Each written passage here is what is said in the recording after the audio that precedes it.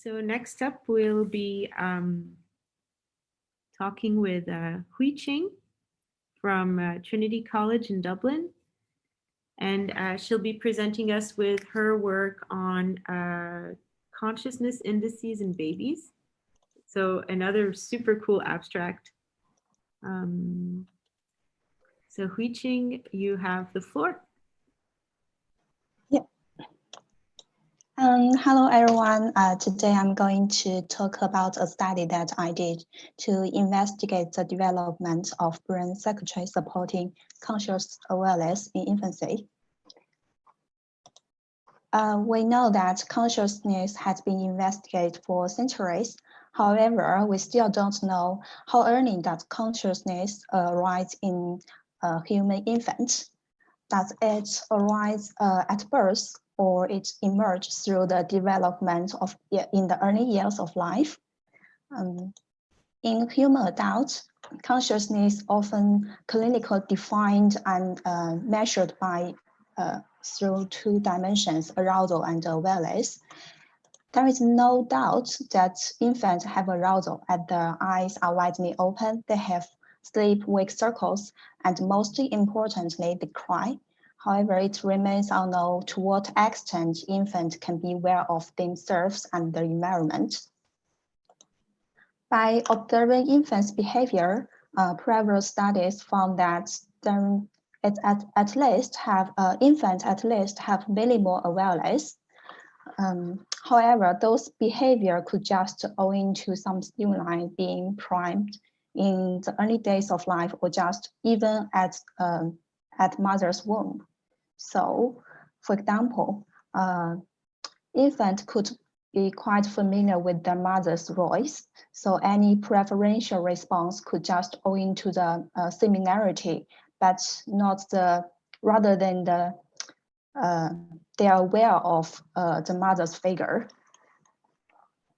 So in present study, we are not going to assess infants' awareness by observing the behavior or by the self-report, as the behavior, the language and the motor function are quite impoverished. So in previous study, in our study, we are going to investigate the development of awareness in infancy.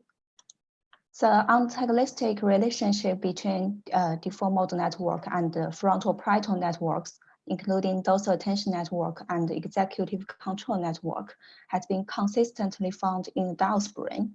And this relationship has been proved to be very essential for human awareness.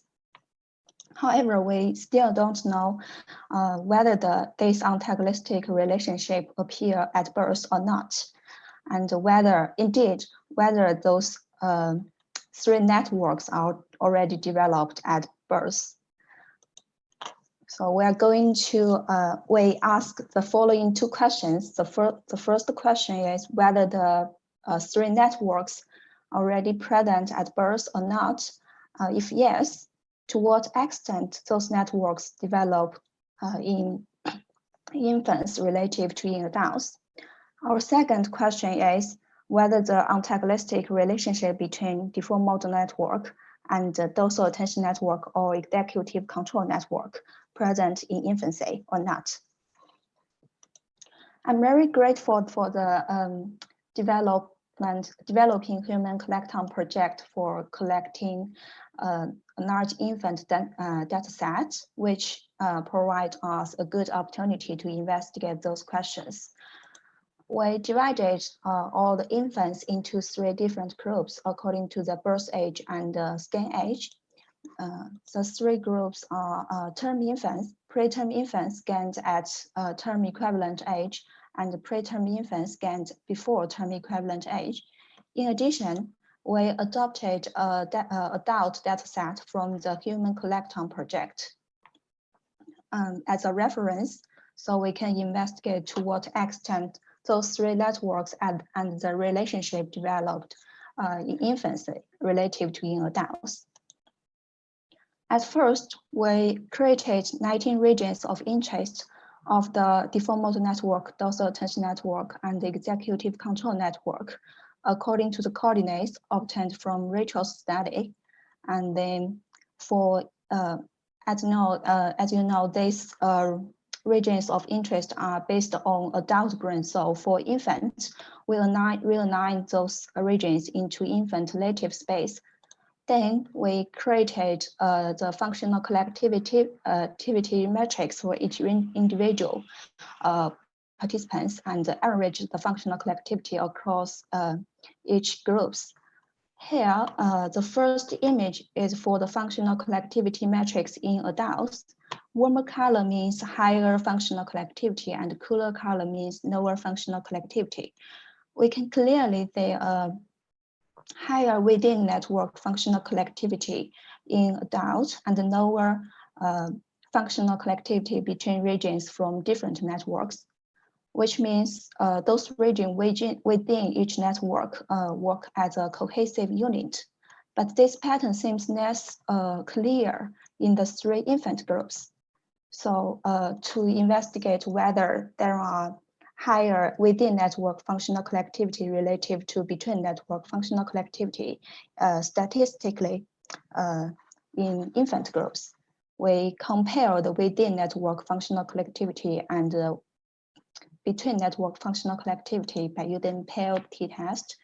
And we found that in term infants, there are significantly higher within network functional collectivity relative to between network functional collectivity in all the 3 networks. We got similar findings for the preterm infants scanned at term equivalent age, higher within network functional collectivity relative to between network functional collectivity, but we didn't observe this pattern in default mode network and executive control network in preterm infants scanned at before term equivalent age, which means the default mode network and the executive control network are not present in this group. Those results suggest that the dorsal attention network are already present before term equivalent age, while the default mode network and the executive control network are not present until term equivalent age.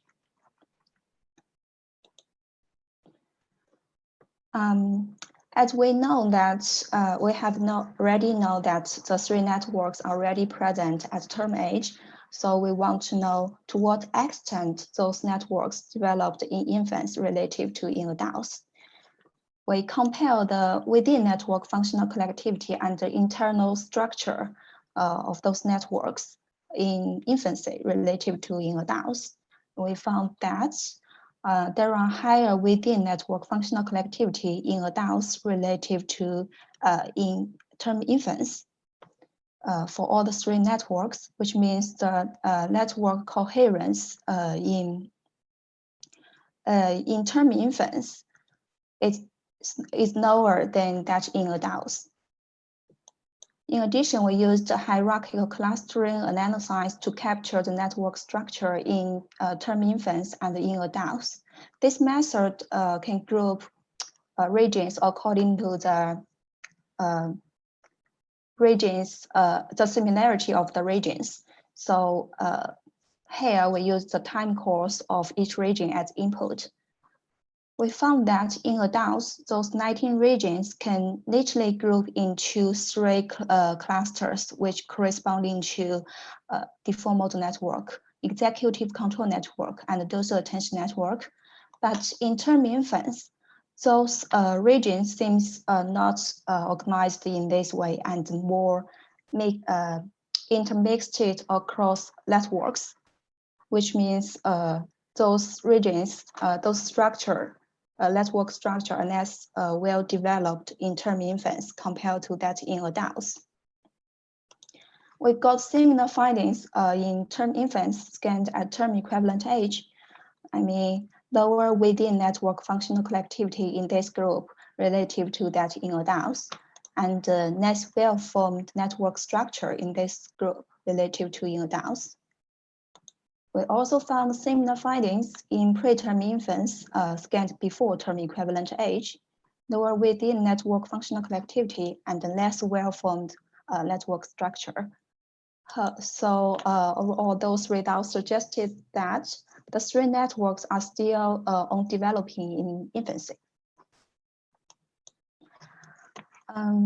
Our second question is whether this antagonistic relationship between default model network and the dorsal attention network or executive control network is already present in infants or not. So we compared, if yes, we should observe significantly lower functional collectivity between default model network and the dorsal attention network relative to the functional collectivity in another network parents. Here in adults, we did observe this pattern, lower functional collectivity between default model network and dorsal attention network relative to other the functional collectivity in another two network parents. And we got similar findings in term infants and for term infants scanned at term equivalent age, but not in preterm infants scanned before term equivalent age. Those results suggested that the antagonistic relationship between default model network and the dorsal attention network is present in these two groups, but not in this one, means this relationship is not present until term equivalent age. So overall, there are two findings in this research, this study. The first one is the three high-level networks are already present in infancy, but not until term age or term equivalent age. In addition, those three networks are not adult-like and are still on developing. Our second finding is the antagonistic relationship between default model network and dorsal attention network is already present in infancy, but not until term age or term equivalent age.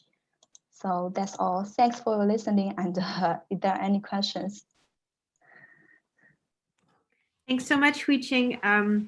So those are some really special findings, especially the ones with the preterm infants.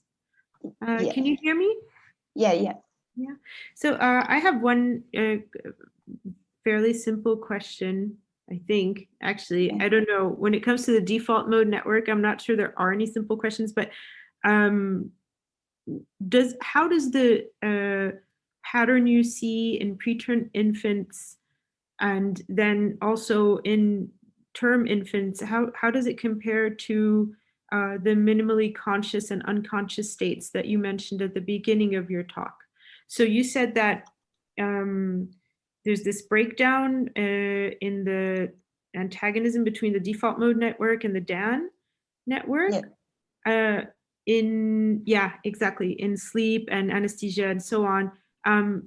Did you guys do a comparison with those, or I don't know if it's even possible, but did you do a comparison perhaps with those types of unconscious states or subconscious or low conscious states? Yeah, it's really a good question. Yeah, we didn't compare infants with those patients or health participants in consciousness in anesthesia state. Yeah, yeah. Is it worth it, or is it too difficult to compare baby brains and, you know? Yeah, it's not too difficult. I think it's doable. But we didn't do that. Perhaps it's a good research question that we need to detect in the future. Mm-hmm. Yeah. And further on, because again, just like the previous talk, I selfishly want to educate myself. The patterns of this antagonism between networks, are they the same between these three minimally conscious states? So sleep, anesthesia, and I don't know, vegetative state, or I mean, are they? Do they also have like a similarity between them? Yes, those three groups, they are all have diminished awareness. So this relationship usually break down in those three groups, so they have similarity. Yeah. Okay. Okay. Yeah. Cool. Cool. Well, thanks so much, Huiqing. Yeah. Great talk. And now we will pass on to